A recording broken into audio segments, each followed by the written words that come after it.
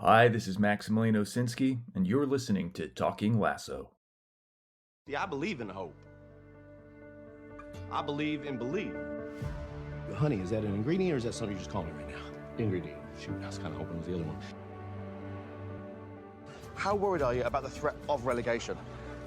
Well, Lloyd, right now I'm mostly concerned with the definition of relegation. Congrats. You both just met a cool person. On three. 1, 2, 3. Yo, How's it going, Josh? it's going pretty good. How you doing, Joey?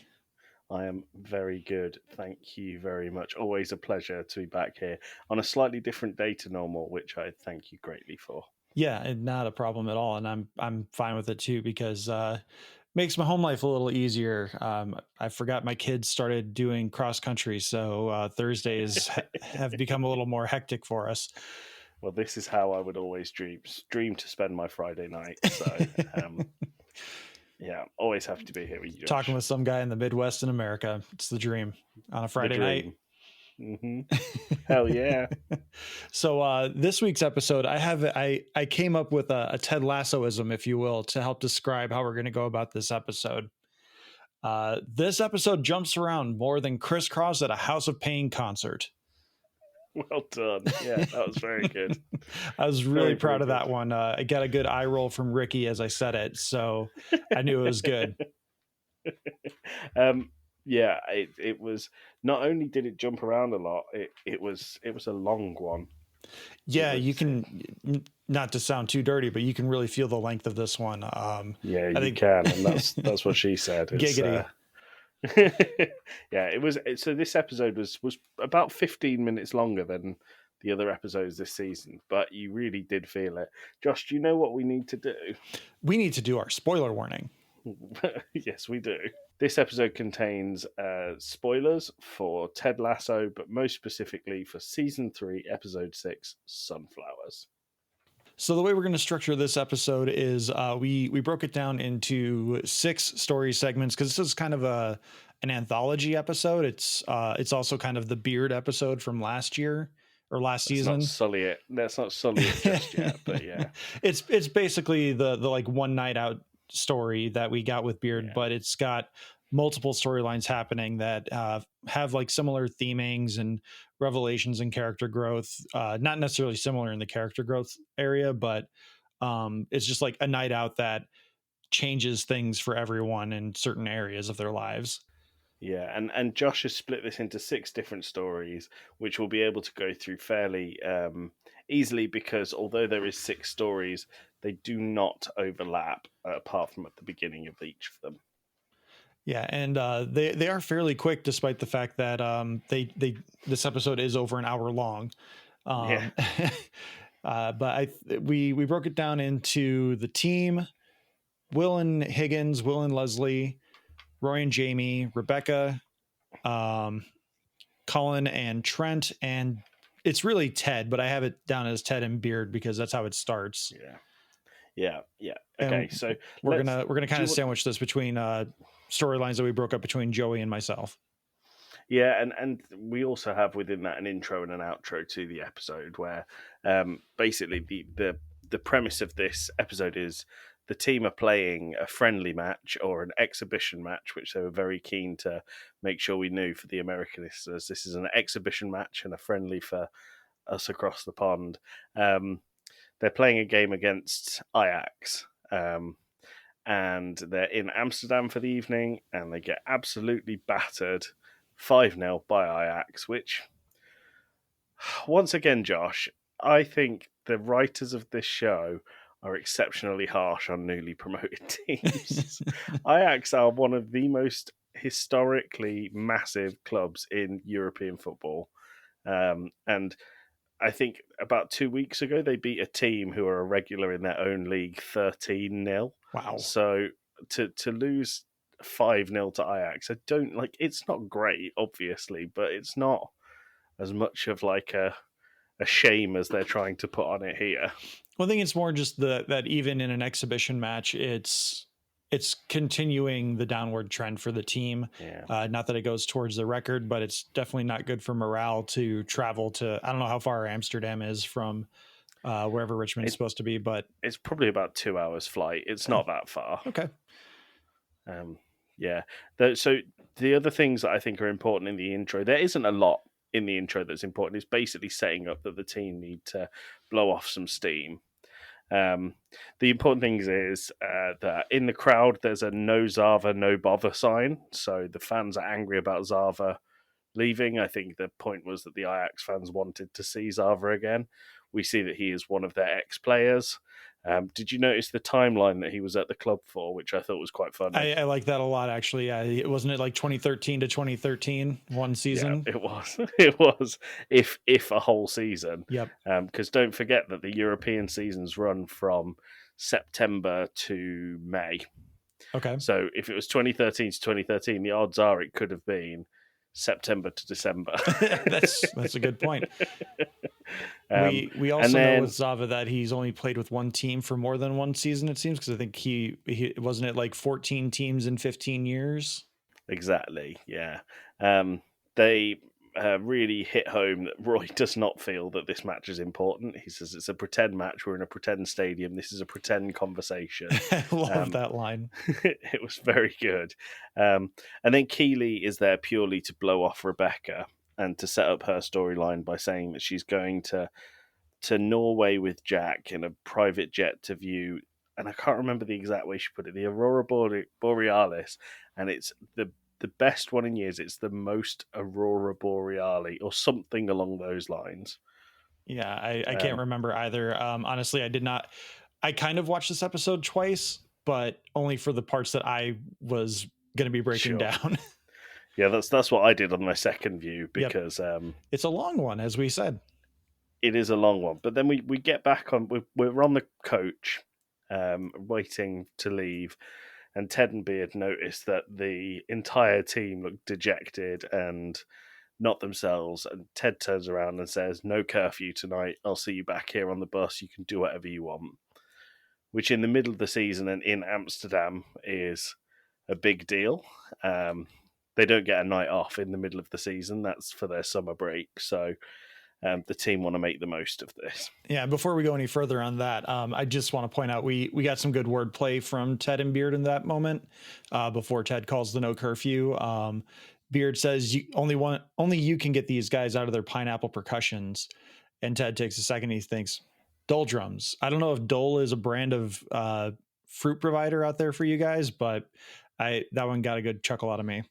No idea, but I thought that was quite good as well. That was very Ted Lasso, I think, is the only way to describe that. It was very Ted, which I thought was good. But then, while the team are like really excited to go out and have a party in Amsterdam, Roy is pissed off and sits at the back and just screams, "Not Utah!" and then I really like that Jamie was like, "Oh, I really want to go out," and he says, "No, we've got training." And he grabs his bag. Roy grabs Jamie's bag and hands it to Will and says, "Throw this stuff away," which I thought was really funny. But Jamie walked past him and goes, "Don't throw that stuff away, yeah." And then Will's conflicted because, like, who do I listen to? Who am I more afraid of? I really like Will's the actor who plays Will, and I wish I knew his name. The actor that plays Will is so good at playing like the terrified man just with his face that he doesn't need the words to express it. But also Will has the best throwaway comedy line in this episode, in my opinion. His name is Charlie Hiscock.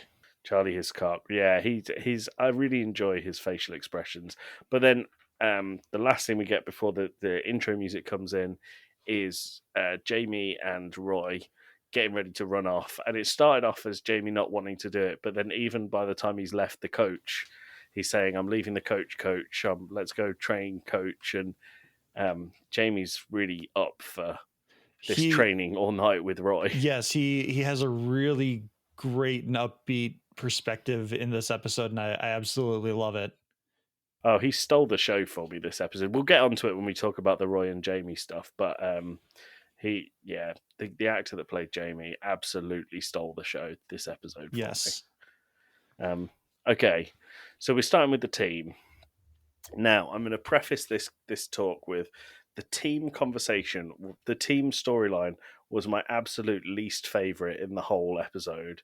I thought it was very forced, and the team themselves, I wrote them down here as the whole team are very one note this whole episode. Yeah. And I know we only have, it's about an hour and 5 minutes, and there's 6 stories, an intro and an outro. So we probably have about 9 minutes per story, and it's quite hard to get like multi-dynamic characters within that. But they've used 3 seasons to build these people up as not one-dimensional, and I think that went out the window in this episode a little bit. Yeah, I can agree, because not to get too deep into what happens with this one, I do think that we needed to see more from Isaac, because he, as the captain, I think he kind of needs to be the director of the team, and he's still kind of leading by democracy. He does that in points, but he does them at the wrong points for me. So I'll really quickly go through this. I think the way that this episode will run for my notes anyway, I'm going to give you a whistle-stop tour of the story itself, and then I want to talk to you about what you thought of it. So the team themselves are sat in the bus, and they decide that they're going to go on a mad night out in Amsterdam, and Isaac says we'll all meet in the bar at 5 o'clock, the hotel bar at 5 o'clock. Great. They do that. They all meet in the bar. The waitress comes over and says, "Can I get you a drink?" And he says, No, we're not staying. We're going to go out. And they can't reach consensus as to what they want to do. And the suggestions vary from a canal boat down the river, an all-night museum tour, going to The Hague to find out what the secrets are, to Rojas wants to go and see a single tulip, which was quite funny, but they beat that one really heavily too. Like it goes too long, and they go too hard into it, because they're like, well, there you was can just one go see line. Yeah, go ahead. Sorry, Josh. There was one line in there which I thought was really funny, which I'll bring up later to do with the tulip. And you probably picked up on this as well. It was it was not hard to miss. But Rojas wants to see a tulip, and then the 2 main suggestions come from Van Damme, who wants to go and see a live sex show, and Jan Mas, who wants to go to his cousin's all-night party, but it's 2 hours away. And all of this episode is spent with 2 halves of the team arguing. They can't decide on what they want to do, and Isaac says, "We're not doing anything unless it's unanimous." So he gets the waitress to bring them drinks. We're going to be here for a while, and a stack of napkins so that they can vote on what they want, and they'll count them up. And it's split between live sex show and all-night party, except for one vote, which was to go and see a tulip, which was funny because they said, "No, Rojas, you voted to see a tulip." And he goes, "You mean someone voted to see a tulip?" And then they said, "Well, you wrote it in Spanish." And I thought they could have ended it there. It was funny to that point, but it carried on. They eventually decide they're going to go to this all-night party through back and forth. And then they said, "Well, we need to get food before we go." And the whole thing erupts again. And we have exactly the same premise. They can't agree about what to do. And eventually, and I'm not quite sure how it happened, it looked like Sam wrote it down and passed it around and everyone agreed. They came up to the consensus that the best thing to do was just have a big pillow fight. And like, you can't see my face, but I was just like, where the fuck has this I am come so from? glad you are asking that question, because I have a sound clip that answers that question for you. Oh, is this okay? This is what you didn't pick up on. For God's sake. All right, fellas, we got team meal in an hour. After that, it's either going to be movie night or a pillow fight. What's it going to be this time around? Come on. Movie night. Hey, all right. I tell you what, y'all say pillow fight one time, and we'll never watch another movie together again. Season 1, so annoyed. episode 7. They play Everton, and they're in Liverpool having the time of their lives. And Ted asked them if they would have a pillow fight, and they said no. Sam got the bright idea, and the team will never have a movie night again. I'm so annoyed. So for to coin a game club pod, peek behind the curtain here. Josh messaged me yesterday and said, "Did you pick up on the callback to season 1?" And I was like, "Well, there was a few here. Was it this? No. Was it this? No." He said, "The main one I want to talk about is in the team story, so we'll talk about that first." And I've been racking my brain and trying to watch it. And then the whole time watching this episode, I thought, the pillow fight is so stupid and out of nowhere. But it makes sense because Sam suggests movie night. They shoot it down. They have a pillow fight. I still think it's really stupid, but it's a good callback. It's a very good callback for people like me that point blank, I did not catch up on it immediately. I slept on it. I'm like, what the hell was the point of the pillow fight? And then I was just like going through episodes in my brain in the Rolodex that I have up there. And I was like, oh, that's what it is. And then I had to like figure out which episode that was in so I could make sure I got the sound clip, because I wasn't sure if you had picked up on it either. I'm so annoyed. So annoyed about that. That has made my experience of the team story even worse. But essentially, they have a pillow fight and they all decide that was a good time. And then they get on the bus and everyone's quite pleased. And that is the team story. What did you think of the team story, Josh? I didn't hate it. I do think that it was a bit too long. The joke of them not being able to come to consensus, I think it was more just kind of like an excuse for them to allow Colin and Trent to break away. But I didn't love it, but honestly, there wasn't a lot in this episode that I really loved. I do think before we get into actual ratings, I think it's better than the Beard episode from season 2, but I think that's only because of the diversity. Yeah, but I think it's largely because of the diversity in the storytelling. Yeah. Okay, I'm happy to draw a line under the team bit and just not talk about it ever again, Josh. So over to you. So the next storyline we're going to talk about is Leslie and Will having an adventure in Amsterdam. Higgins is going to take Will out to the red light district and going to turn him into a man tonight. And Will is very confused and possibly upset by this. But like you said, he has some great face acting where we're like, is he not opposed to this? Is he opposed to this? As they're walking around the red light district, Will looks really uncomfortable as Higgins stops in front of the Prinz Hendrik building, which I don't know if the 3 stars is meaning anything or if it's just part of their signage. Higgins reveals the reason for the visit is to pay respects to an American trumpeter named Chet Baker. He fell out of a window under mysterious circumstances, but Baker is the reason that Higgins is into jazz music and like punk rock culture. Will excitedly... I lost. Apparently, I didn't find that. I didn't finish that thought. Or I'm just.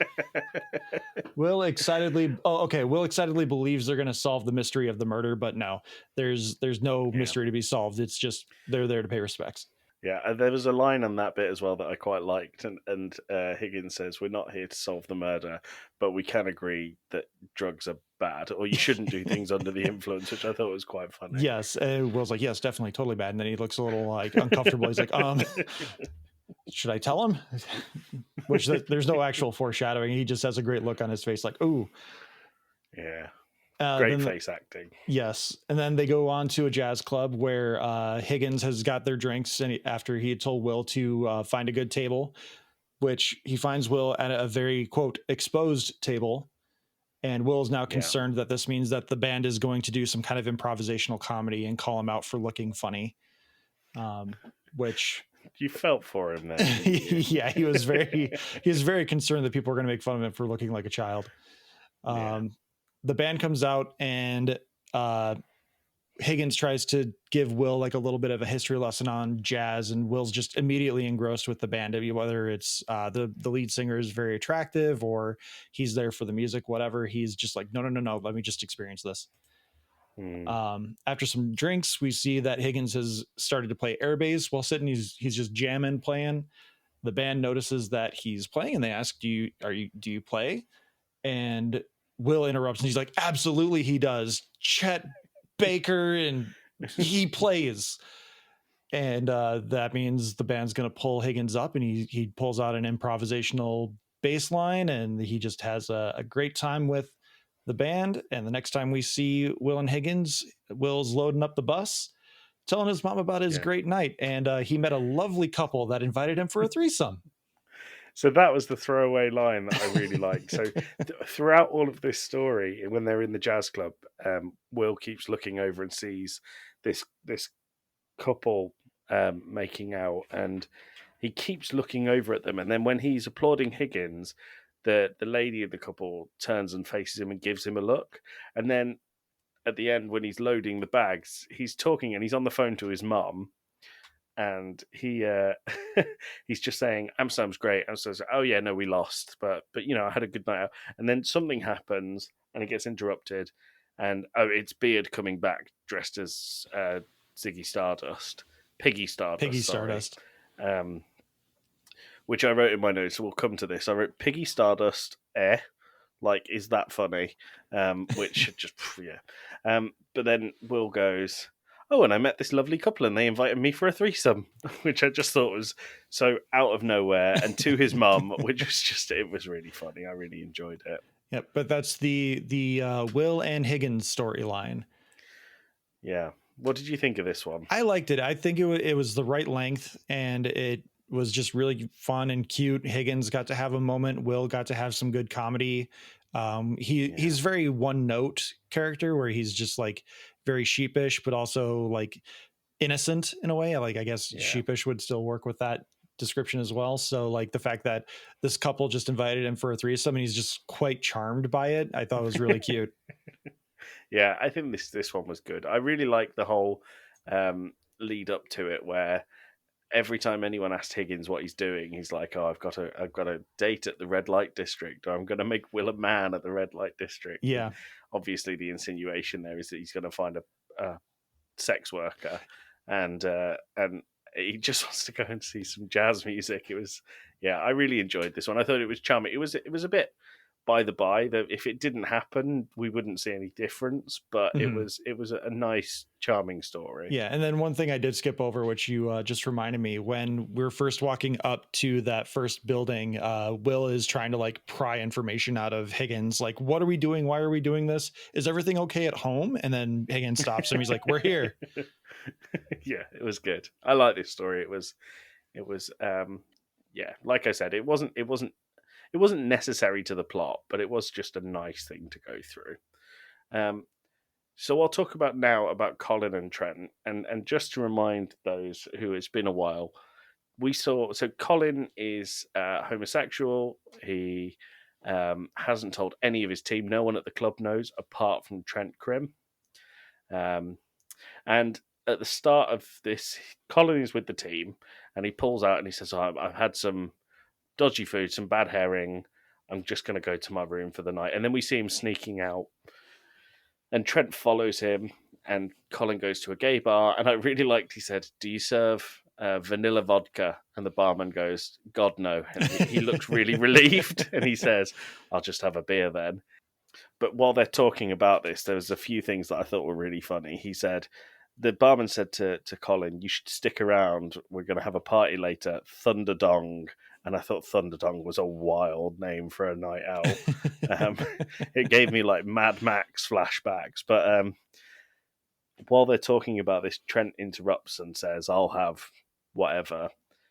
And Colin goes full panic mode. And he's like, "Oh my God, someone from my work life knows that I'm in this gay bar." He says, "I'm in the wrong place." And he runs out. Trent follows him, says, "I've known for months." And there's only two real scenes as a part of this story. One in the gay bar, where Trent catches them and they run out. And then a second where Colin and Trent are both talking about their experiences. Trent coming out, Colin being in the closet. I didn't know Trent was gay. Or maybe I did, but it's just brushed right over me. Is that something that they've talked about before? It's never been confirmed, but I feel like they did sprinkle some stuff in, because I believe there's it's I think it's episode 1 of season 2 where Trent is in the usual bar or pub that Ted and Beard usually go to, and Trent sees Ted looking for Lauren and whatever, and he has a gentleman in front of him. He's like, I'll be right out in a moment. And I'm like, oh, Trent's gay. And that was the first time I ever assumed, but they never. It's one of those things where I just went with, they're not explicitly saying it because it should be apparent. Yeah, and I think they did that really well. I think Trent very much became like the mentor figure in this relationship, because the second scene opens with him saying, "I had to come out twice to my mum, and the second time she knew it was real." And Colin's asking these questions like, "What does your daughter think of it?" And she said, "Well, never been happier." Everything's really worked out by Trent being who he is. And there's a line in what Colin says that I thought was really, really good. Mhm. But Trent basically expresses like, it's hard. It was hard for me to come out, but I'm not a professional athlete. How do you do it? And Colin reflects and says, "Well, my whole life is two lives, and he can't let them mix." And he speaks about how he had time with Dr. Sharon, the doctor from season 2, and it was only then that he realised that he has a want for those two lives to be one life. And he talks about how some men find it exciting, but they get bored of it and then kick him to the curb. And he just seems really unhappy with his current situation. And it's another one. I think Colin's performance in this is the best we've seen of him in Ted Lasso. But this story didn't go very far beyond Trent acknowledging to Colin that he knows he's gay. And there was a good line in it where Colin says, "How did you know?" And Trent said, "Well, I used my excellent detective skills as an investigative journalist." Well, I got there in the end. And then there's a pause, and he goes, "Oh, I saw you kissing a man outside Sam's club," which is exactly what you said in the episode. Like, anyone could have seen that. And then we do see them for a very brief second in the montage where we hear the jazz music and they're dancing in the club on the night out. So they've been able to go back and enjoy Thunderdong, which, good for them. And Colin gets his vanilla vodka, which Trent does not like. Yes, they do. But that's it for Trent and Colin's story. It's another short one, but I really like this one. There's one line that you skipped over that I really enjoyed too, where Colin had said he's like, "I just want to kiss my fellow like the guys get to kiss their wives and their girlfriends," and that one hit me right in the feels. It was like, heck yeah, man. Yeah, I actually have that line written here, but I chose not to say it because what I've written here is, although some of the dialogue is very corny, and then in quote marks, "kiss my fella" like the guys get to kiss their girls, it still had so much heart and this scene was very well acted by both of them. So I think the dialogue was very corny in places here, but well done on the way it was shot, delivered, and acted. It was really good. I've had my worst story, and I think this was my favorite in the whole episode. I can see that. I think this is probably definitely number 2 or 3 for me in the episodes. Okay. I'm a little biased towards the Ted arc, which we'll get into here in a moment. Okay. The next arc we're going to cover is Roy and Jamie's arc after they get off the bus, which we already talked about. Roy's arc kind of starts when Rebecca has this episode is just full of callbacks, but Roy asks where Keely's going. Rebecca tells him somewhere that believes they deserve her, which is a callback to when Roy gave Rebecca similar advice with John Wings Knight, who we met again last week. Half and half, man. So after the no curfew call, Roy takes his anger out on Jamie, says that working out, Jamie doesn't get a night off from training. Jamie's clearly okay with spending time with Roy. And then during the run, Jamie basically just is leading the running and is giving Roy just like this sightseeing tour. He's like, "Here's the world famous skinny bridge as seen in Diamonds Are Forever. And there's the bench from The Fault in Our Stars." And he does a cartwheel at one point too. He's just feeling it. He is all about Amsterdam for some reason. I saw someone online say that they loved seeing Jamie Tart turn into Wikipedia for this episode, which I thought was very well done. So after a while, we come back to them, and it's evening. Roy finally tells Jamie to stop. He needs a breather. And I love this touch that Jamie's not even breathing heavy. Like Jamie's just like, "Come on, old man, let's keep going." And Although I do have a question about this. In season 1, where Roy hangs up his boots, he can't run from the taxi to the front door without his knee giving in. Are we supposed to assume that his knee is okay now? well, he starts massaging his knee when they rest here in the first evening shot. Okay. But I would assume that somehow with the training, he's kind of rehabilitated his knee a little bit. Or we can just forget that he has a knee problem and they can just run all night. Yeah, it's not relevant to the story, or it's not relevant to a joke anymore. No. Yeah. So Roy finally tells Jamie that he needs the breather. Roy asks Jamie why he knows so much about Amsterdam. And then Jamie's just like, how do you not know anything about Amsterdam? And it's Amsterdam, which Roy then reveals that this is his first time in Amsterdam. And he also doesn't believe that windmills are real. Windmills are real. They are real. Which Jamie says, challenge accepted, and they're going to find themselves a windmill and they need to get some bikes. Yeah, I like the way that they acquire the bikes. I'm sure you've got notes on this. Yep, Jamie has hired an unhoused person to steal a couple of bikes for them. He charges them 60, was it 60 euro? 60 euro. And yeah, Jamie's like, here's 100. Which then Roy doesn't want to do anything with Roy does not want anything to do with the bikes. And then he admits that he never learned how to ride because his granddad was going to teach him when he came home for Christmas from Sunderland. And then his granddad died before Christmas, so he never learned. And that leads to Roy realizing that never learning was actually more disrespectful to his granddad's memory than actually learning to ride a bike despite him. Yeah. And I like that because he's like, can we just keep going? Because now I'm feeling really shitty.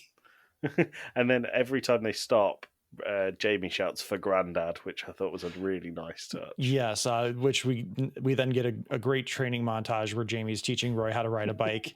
I think my favorite bit was once Roy finally gets the hang of it, he's just like, I'm gonna fucking kill you. I'm gonna kill you. He's just like riding towards him. She's like, hey, come on, no, this is for Granddad. No, we're doing good things. Well, I think the thing I really liked was I think the first shot of that montage where he pushes him from the seat like you do when you teach a kid to ride, and then you can just hear Jamie going pedal, pedal, pedal, pedal, and then he just falls sideways. It's really good. Yeah, and there's a really good.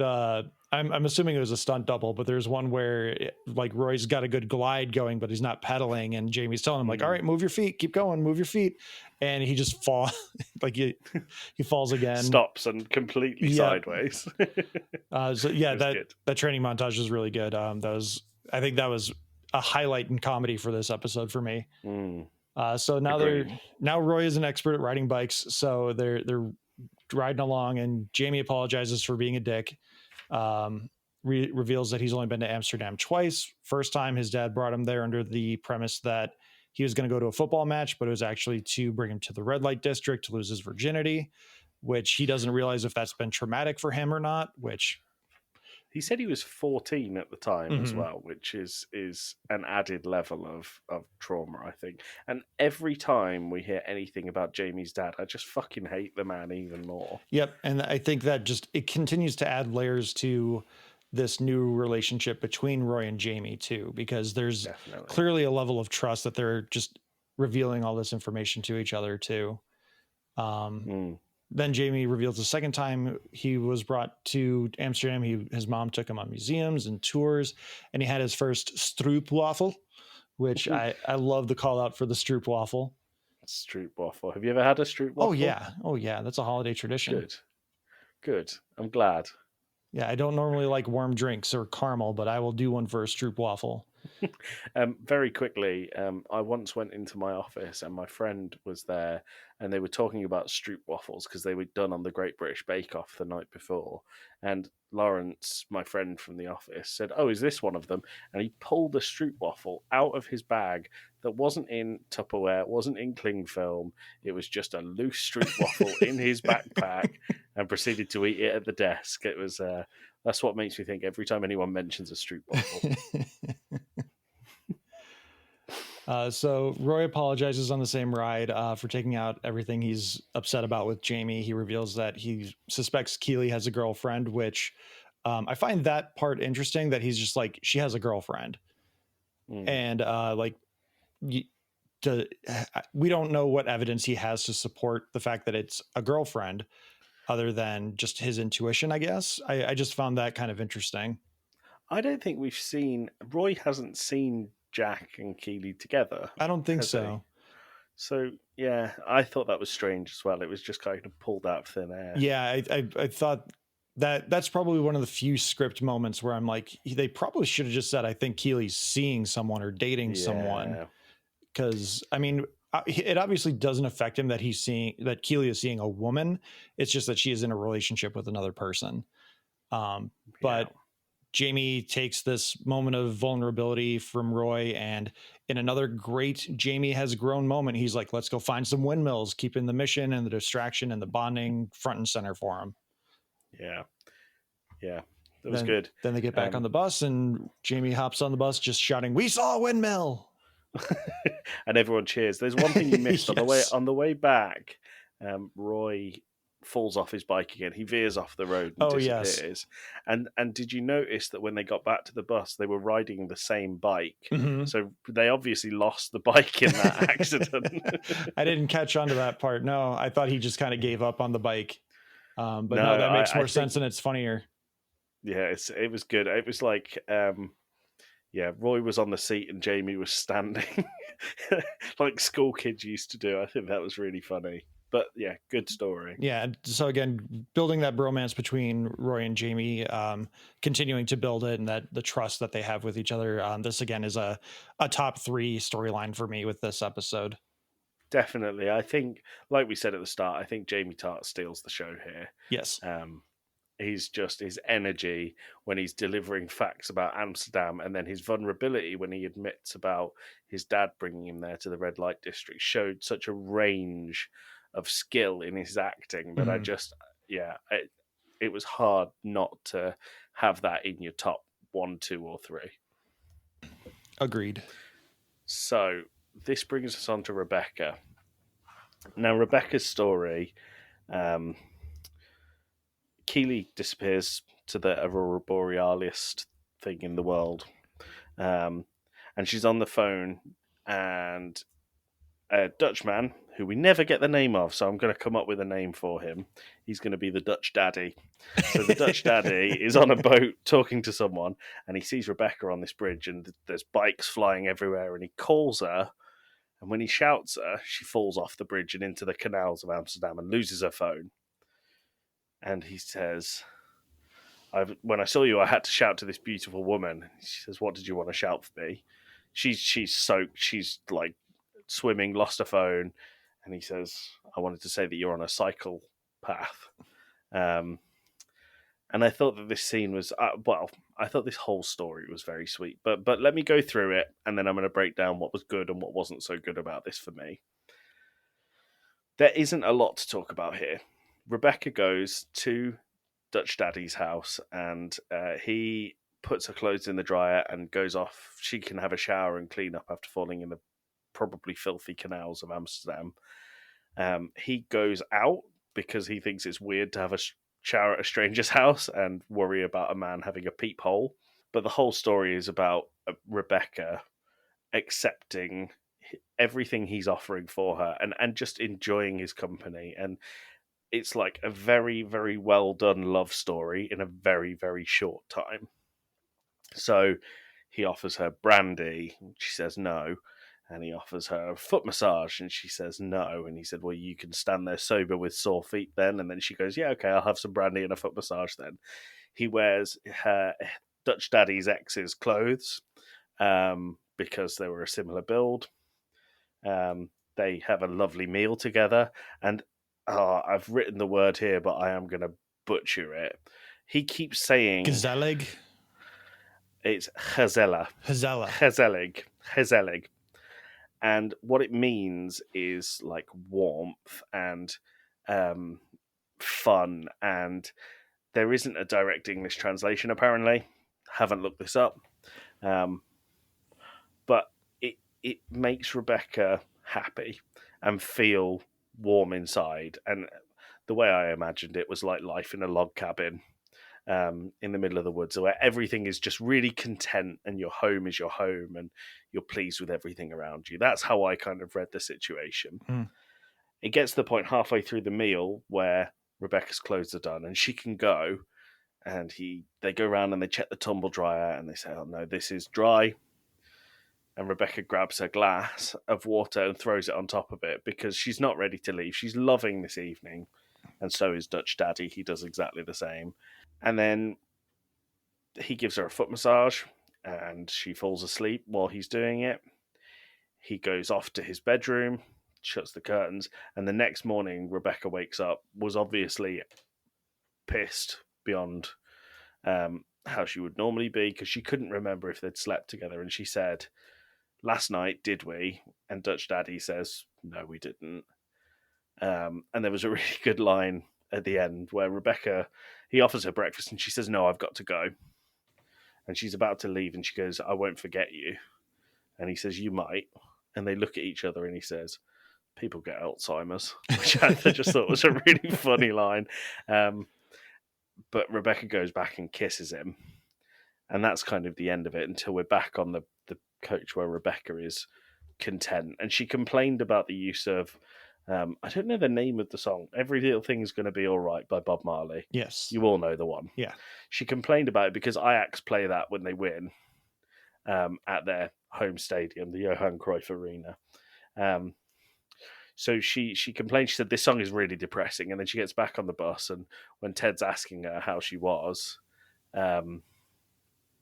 she just starts singing, and that's actually how we closed the episode, with all of them singing "Every Little Thing's Going to Be All Right" by Bob Marley.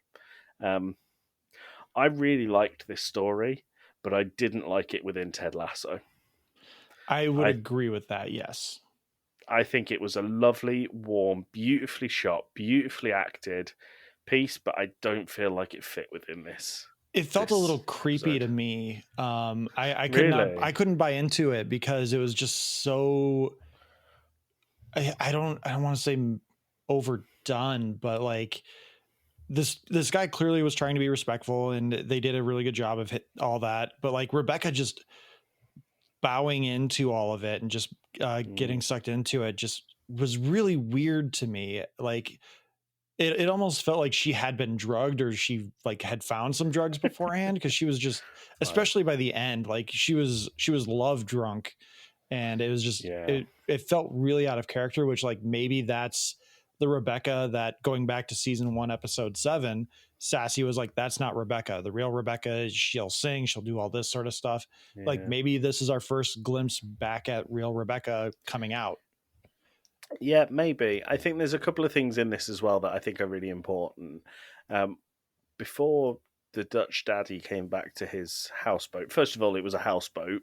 I didn't mention that once. That might add to the creepy factor. Yes. When he comes back to the houseboat, Rebecca's kind of looking around the rooms, and one of the rooms is the room of a young child, the Dutch Daddy's daughter. If we go back a few episodes, this psychic reading said Rebecca's going to be a mother.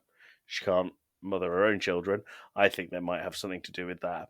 There's another part of that reading which I wanted to check if you picked up on, that happened throughout this episode, but they didn't mention it. I've put that psychic scene out of my brain. I'm not liking this Rebecca storyline too much. Okay, so the psychic said, "I see lightning and I see you upside down and drenched." And when she fell off the canal bridge, she was upside down and drenched. So, I think there might be more to do with this guy.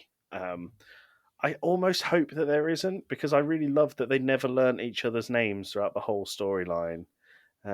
I didn't find this creepy. I found this really warm and really, like I said, it would be really good as its own short film, or part of something that wasn't Ted Lasso. And I think Hannah Waddingham, again, brilliant acting. I really enjoyed it. The guy who played Dutch Daddy, who I did get his name, but didn't note it down. Really, really good actor.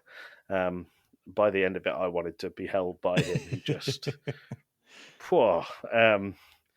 But yeah, I think it was a good story. I don't think I got the same vibe as you did. No, and I think part of it is just that a lot of the psychic storyline is just really weighing me down, along with the procrastination of reuniting Roy and Keeley, which it seems like that's going to last all season.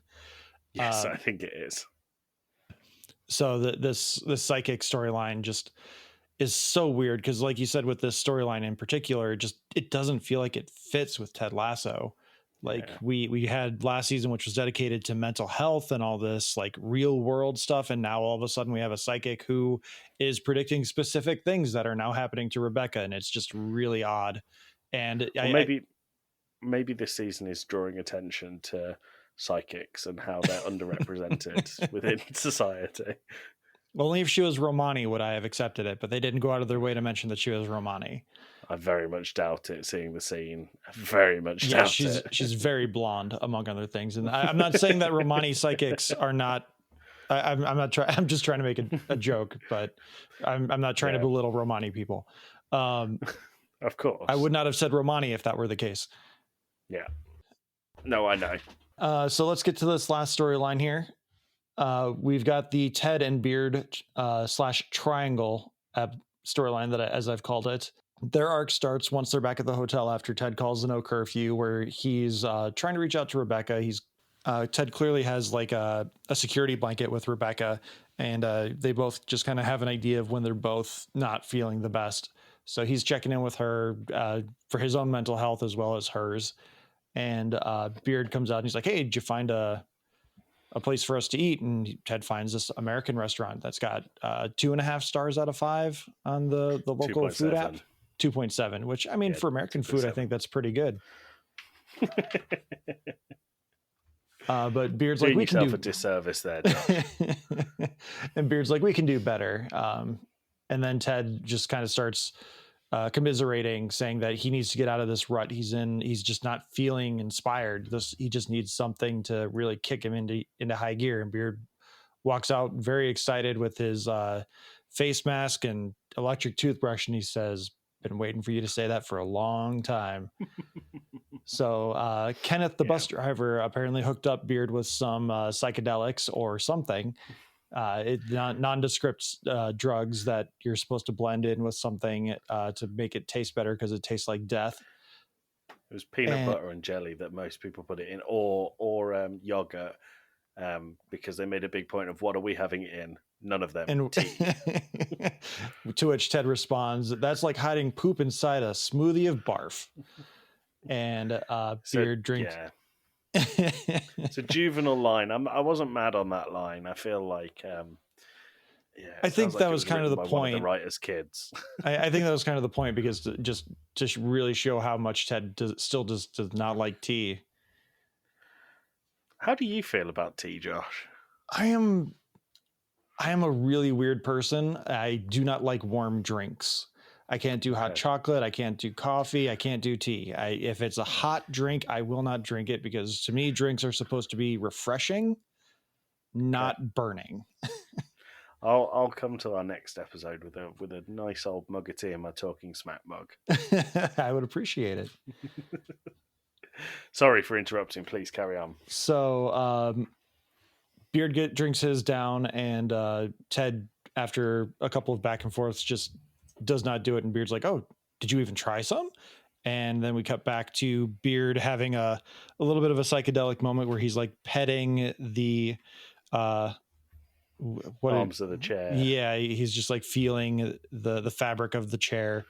And Ted's just like, "Coach, you can go if you want." He's like, "Okay." And like that's the end of it. We don't see Beard till the end of the episode. Ted tries. We've had his psychedelic episode. We don't need another one. Yeah, shut up, Thierry Henry. So Ted tries checking in with Rebecca once again, which I did a little continuity catch for those who use iPhones. When you're talking to someone else with an iPhone, it's a blue iMessage that you see. But now that Rebecca's phone is at the bottom of a canal, she's not receiving any text messages, but it's changed to green because it's trying to send via the cellular network instead of the connected iPhone network. Well done, Ted Lasso. So with no response from Rebecca, Ted just decides he's going to down the tea and see what happens. He starts wandering the city and he finds a Van Gogh exhibit, which this is, again, more great face acting from Jason Sudeikis, because we're meant to be thinking that he's tripping out throughout this entire sequence. Or he's just like having some kind of weird out of body experience through the drugs. Yeah. Through the Van Gogh exhibit, he shares that the sunflowers are the state flower for Kansas, and I really love when Ted, after he gets the Van Gogh book from the exhibit guide, he says "Mercy buckets," which obviously he's trying to say "Merci beaucoup." Mercy beaucoup, yeah, mercy buckets. Yeah, I love that because among other things, Ricky has a mom who is fluent in French, and Ricky speaks a little bit of French, and I do not. So whenever she says something in French, I just say "Merci beaucoup" or we say mucky buckets. Mucky buckets. Yeah. Or if you're a Bluey fan, there's an episode where Bandit speaks some French, and I'll say like "Oule discothèque." Oule la discothèque. Or Oule la piscine. That's another classic one. Oule chien. But this isn't a Bluey podcast. We could do another podcast. There we go. So Ted ends up going to that American restaurant, which I did not take the name of. I forget exactly what it's called. But they have they have 3 themed seating areas. They have the Windy City, the Big Apple, or Hollywood. And Ted makes a bunch of Chicago specific references, which I think is also meant to kind of allude to the fact that Jason Sudeikis is from the area as well. And the server, the host, is like, he's like Chicago, and then the server is still like the Windy City. Oh, okay, let's go. And before all that, Ted also asks him, like, because he walks up with a pretty decent Southern accent, and Ted's like, "Hey, where in America are you from?" He's like, "Oh, Melbourne." And like, "Oh, you're from Australia." Yeah.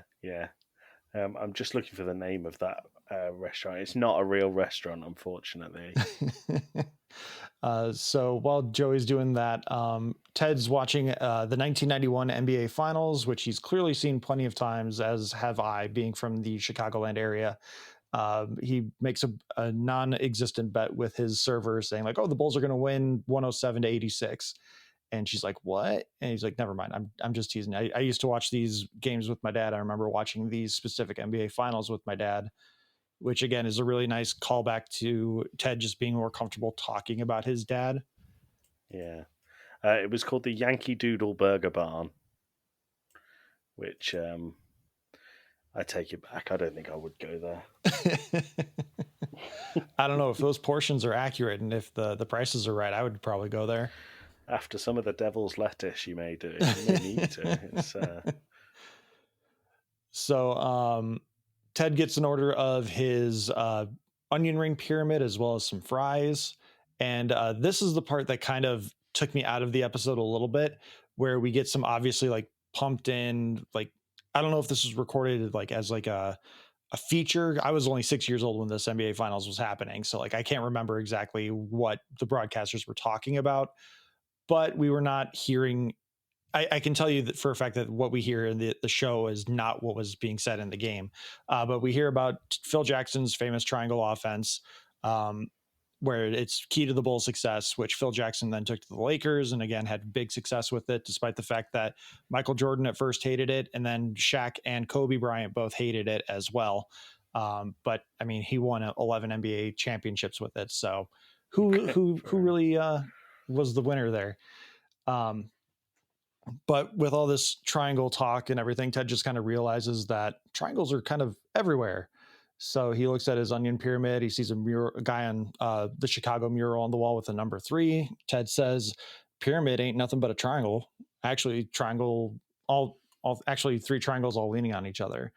And then he has a really quick, like, non sequitur vision of Nate, which I think is supposed to kind of be like, oh, he's having a moment of inspiration, because Nate always had these like weird moments where like all of a sudden an offensive player strategy would come to him. But then his server comes up with a jar of Arthur Bryant barbecue sauce, which is the same sauce that Ted had received in his care package back in season 1. And it's that little bit of food that makes him feel like he's back home. I didn't pick up that was from season 1. Oh yeah, that's why I did wonder. I had a guess that it was a callback, but I didn't quite know it was a callback too. Yep, that's why he's making a big deal out of it. He's like, why did you bring me this one? Because he told his server to surprise him with the sauce, and she's like, oh, it's the best one, which Ted proclaims to Rebecca as well. Yeah, fair enough. Fair enough. But after tasting the little bit of home, Ted just gets hit with inspiration, and the Spirit of Adventure, or TSA, starts explaining to Ted the significance and the history of triangles, which, quote, reached its zenith with the triangle offense run by Phil Jackson and the Chicago Bulls. After the experience, Ted begins jotting down a bunch of stuff in his Van Gogh book. After that, we see him kind of making up plays with the ketchup and mustard bottles, really kind of acting out how this would work. And then we get to the end of the episode, which we'll wind down here. We also get Beard returning as Piggy Stardust, which, to out myself, is not a David Bowie fan or like someone who is aware of like things with him. I didn't pick up on the fact that it was David Bowie. I just was like, oh, it's the Muppets. See, I knew it was Ziggy Stardust and David Bowie. I just didn't think it was particularly funny, so I decided to ignore it. But so Ted hands over his notebook full of these tactic ideas to Beard. Beard reads them for a while, actually, while Jamie comes back and we have things with Will come in and Rebecca comes in. And he says, did you come up with this by yourself? And he says, yeah. And he said, you should call it Total Football. And he goes, I like that name. And then Beard goes, yeah, it was invented in the 70s here in Amsterdam. Which Ted looked quite dejected at. And he goes, do you think it'll work? And Beard goes, absolutely. So they're going to give that a go next time. And I think this will see an upturn in results because Total Football is, if you've got the right players for it, is unstoppable. Interesting. I was curious how that is usually implemented. So I'm wondering if it is kind of meant to be like how the triangle offense worked in the NBA, because if you have the right players for it, it's pretty much guaranteed success. I don't know the NBA. I don't know basketball really at all. I know you've got to get the ball in the hoop. That's as far as it goes. But for football, Total Football means exactly what Ted said, really. No one is tied to one position. So when you attack, you all attack, and you leave fairly minimal defense. But it means if you can get the right players, it means when you push forward in the offense, you outnumber their defense. And then when you're on defense, if you push back together, it means you outnumber their offense. So it's really hard to break down and really hard to defend against. Yeah, so I imagine it's something similar. Yeah, so Ted kind of explains that like their players are too rigid. They need more freedom, and they need to play to the point where positions don't matter. Which obviously that became a big sticking point with Zavo, where Zavo was the position and everyone else just played defense essentially. Yeah, and then Rebecca comes in and does that. Every little thing's going to be all right, and we drive off to go back to Richmond, with all the players singing every little thing is going to be all right. And I thought that was really cheesy, but I think it fit. Yeah, I don't disagree. I liked Rebecca being a little more laid back in this moment, but it still felt really out of place just because, again, for me, from my perspective, that storyline was still just a little too creepy. Okay. Yeah, like I said, I didn't pick up creepy, but I understand what you mean. Thinking about it, houseboat, all wood, in the middle of Amsterdam, wearing someone's ex's clothes after yours are held down. And yeah, I understand it, just didn't feel the same way. Yeah. So Joey, out of 10, how would you rate this episode? This wasn't my favorite. I think particularly after last week's being so good as well, I found this one was a little bit anticlimactic. And I think I'd give it a 6 out of 10. I still think it's Ted Lasso, and I think Ted Lasso's done very well every time. As much as I'm pained to admit, even the Coach Beard episode is done well for what it is, but it's not what I would expect from Ted Lasso. Mm-hmm. So above average, but below Ted Lasso average. I would give it a 6 out of 10 as well, just because I agree 100%. I think it's too long. I think they could have just maybe shortened up a couple of those storylines. I know there's a lot of character stuff in there, so I don't know exactly where they would have made the changes. And I also definitely would not split this into 2 parts where you have like 3 and 3. Absolutely not. Yeah, so I don't know what exactly you cut, because I do think that a lot of the character stuff is really good and really important, but it's still just it feels like they could have put these character moments into other episodes that would have been more entertaining. Agreed. Now, to make sure that we keep this episode shorter than the episode of Ted Lasso, we're going to fire through our quiz today, and unfortunately we don't have a mad story, so that works in our favour here, Josh. So, question 1 for you. In what ground do Ajax play? Johan Cruyff? Well done, and good pronunciation. How many points is considered safe to avoid relegation from the Premier League? I don't even know how many points. Let's say 36.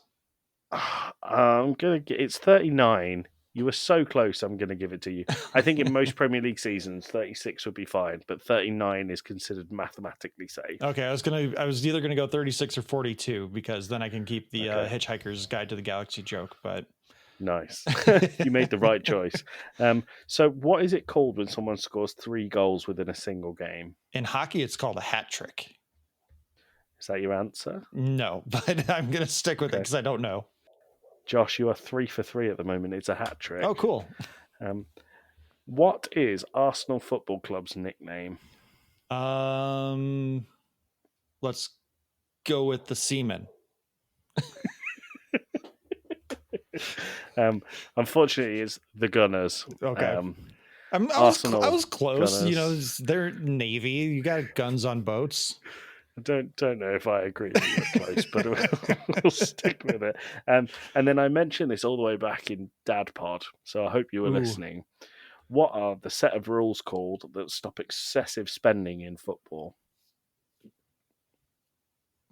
The salary cap. I don't know. That's what they have in the NFL.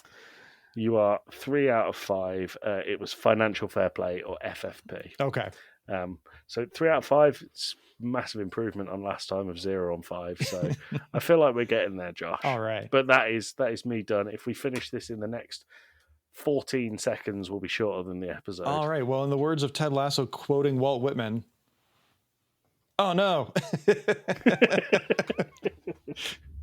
Good thing we can fix this in the edit. Fix it in post. Every editor's nightmare phrase.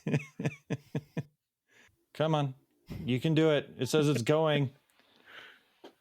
You got to keep all that in now. But then we're going to be longer. Okay. Take it out, Josh. All right. So in the words of Ted Lasso, quoting Walt Whitman, be curious, not judgmental. And in the words of Roy Kent, scram, whistle, whistle. Scram! Whistle! Whistle!